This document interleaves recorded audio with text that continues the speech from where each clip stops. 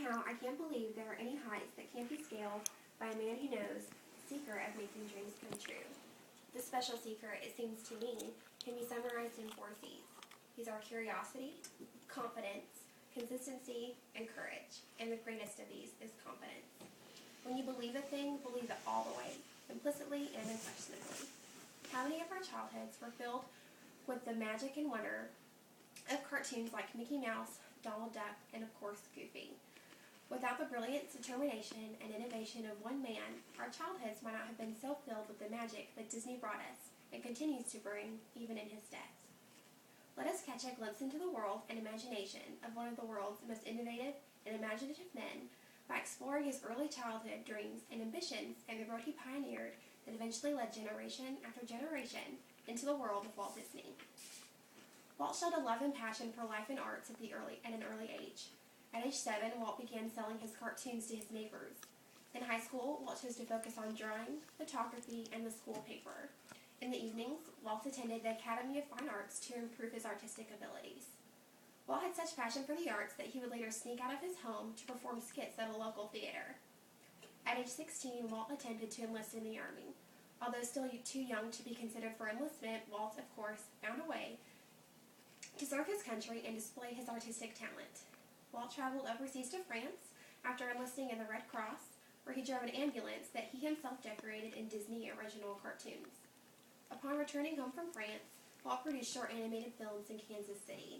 Although Disney's company Laugh-O-Grams went bankrupt, he refused to give up. This prompted Disney to make the move to Hollywood. Alice in Cartoonland, also known as the Alice Comedies, proved to be a foot in the door into Hollywood for Walt Disney. Disney created a silent cartoon entitled Plain Crazy, but was beat to the punch by the introduction of sound and motion pictures. This proved to be a lucky break for Disney, as it prompted Mickey Mouse's introduction into the world in Steamboat Willie in November 1928. Disney Studio won its first Academy Award in 1932 for his work entitled Flowers and Trees. Disney was able to obtain the patent for Technicolor while producing his Silly Symphonies cartoon features, and was able to be the only producer of cartoons in color for 2 years. 5 years later, in 1937, an American classic was introduced in Snow White and the Seven Dwarfs. This was the first full-length animated musical ever produced. Over the next 5 years, Disney Studios continued to produce more full-length animated films, including Bambi, Pinocchio, Fantasia, and Dumbo. Perhaps one of Disney's most notable and recognizable achievements came in 1955 with the opening of his $17 million Magic Kingdom.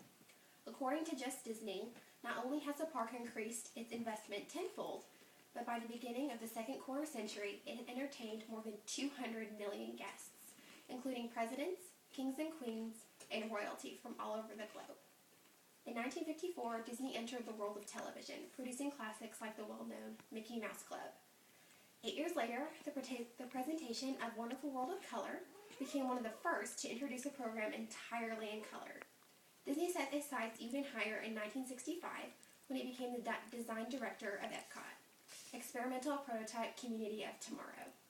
Later, Disney purchased 43 square miles of land in Florida on which he produced Disney World, what included a new amusement theme park, motel, hotel, resort, vacation center, and his experimental prototype community of tomorrow.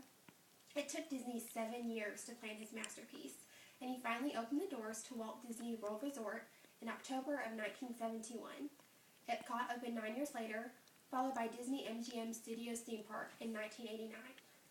Walt Disney once said, "It's the principal thing I hope to leave behind when I move on to greener pastures. If I can help provide a place to develop the talent of the future, I think I will have accomplished something." He did just that in 1961 by helping to establish the California Institute of the Arts. Walt Disney passed away on December 15th of 1966. Even in his death, Disney continues to entertain millions of people around the globe. His determination, imagination, sheer talent, and passion for life truly left a mark in our world. Disney was a true storyteller, whose storytellers will last beyond even our own lifetimes. If you can dream it, you can do it. Always remember that this whole thing started with a dream and a mouse. And then it.